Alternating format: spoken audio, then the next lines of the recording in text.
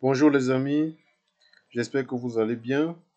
Alors, après la dernière vidéo de la fois passée, beaucoup de personnes m'ont contacté pour avoir beaucoup plus d'explications par rapport au procédé pour publier ou alors les informations par rapport à comment ça se passe lorsqu'on publie son mémoire. Pour rappel, la dernière vidéo portait sur les raisons pour lesquelles il faudrait publier votre mémoire de santé publique. Et voilà, on expliquait dans la vidéo pourquoi c'est intéressant pour vous, c'est très important pour vous sur le plan de la continuité de votre carrière, si vous voulez faire dans la recherche plus tard, ou alors si vous voulez même augmenter vos chances de trouver un emploi.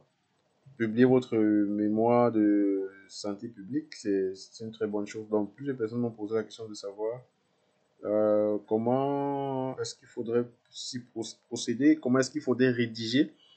Alors, dans cette vidéo, peut-être on va pas répondre à toutes ces questions directement. On va faire plusieurs vidéos dans lesquelles on va répondre à ces différentes questions-là.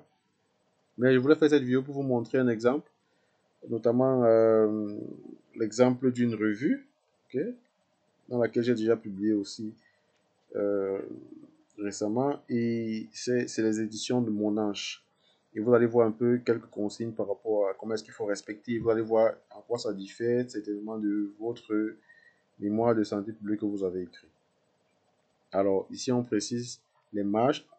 Pour commencer, les marges, on dit les marges à retenir sont haut 5 cm, bas 5 cm, gauche 4,5, droit 4,5. Vous voyez les précisions qu'on donne par rapport aux marges. Ensuite, le caractère.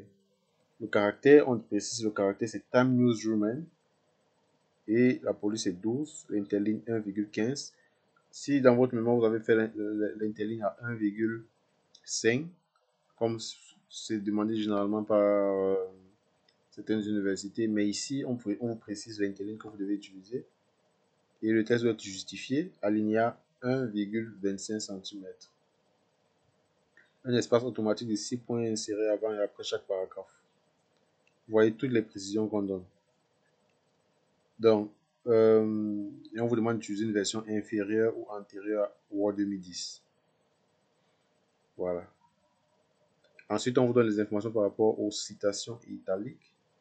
On vous dit que les citations ne sont pas en italique, elles doivent être courtes. Elles sont à mettre entre les guillemets dans le corps du texte ou à la ligne. Lorsqu'elle dépasse 4 lignes, au maximum 6 lignes avec un retrait gauche de 1,25 cm.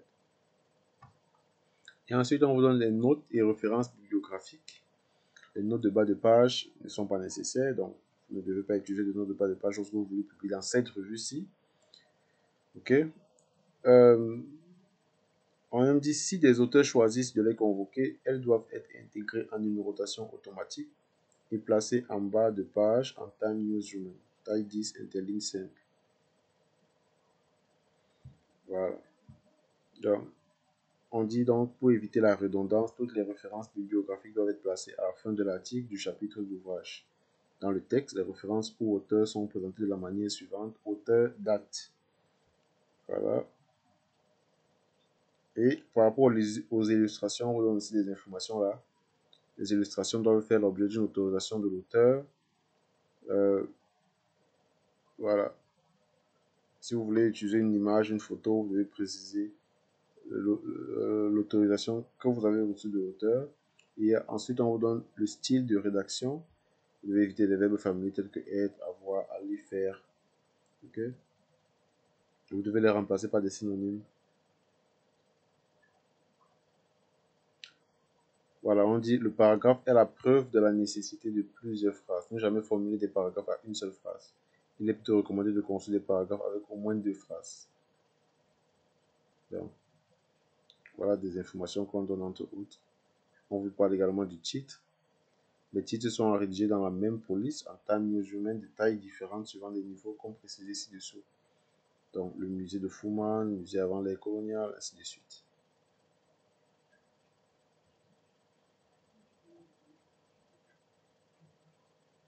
Voilà. Donc, c'est aussi simple que ça. C'est pas si compliqué, vous voyez, c'est pas des éléments aussi difficiles. Voilà, et à la fin, vous voyez là, on dit proposer deux noms ou adresses complètes de lecteurs ou correcteurs de votre texte. Pour les doctorants, proposez dans la mesure du possible vos encadreurs de travaux de recherche. Le comité de rédaction se réserve le droit de sélectionner les correcteurs parmi les adresses communiquées. Voilà. Donc, vous voyez que c'est pas si compliqué. Si vous avez déjà fait écrire votre mémoire, c'est pas compliqué de le réécrire sur cette forme-ci, ok, en respectant les consignes qui sont données.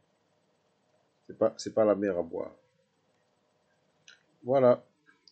Donc, si vous avez envie de publier votre mémoire de santé publique, je vous encourage fortement à le faire. Et voilà, même si vous êtes en train de vous préparer actuellement à écrire un mémoire de santé publique, préparez-vous en sachant que vous devez le publier. Ce sera très intéressant pour vous. Voilà, si vous avez besoin d'une assistance et autres, n'hésitez pas à nous contacter et nous vous accompagnerons. Allez, on se revoit pour une prochaine vidéo. Sentez-vous bien.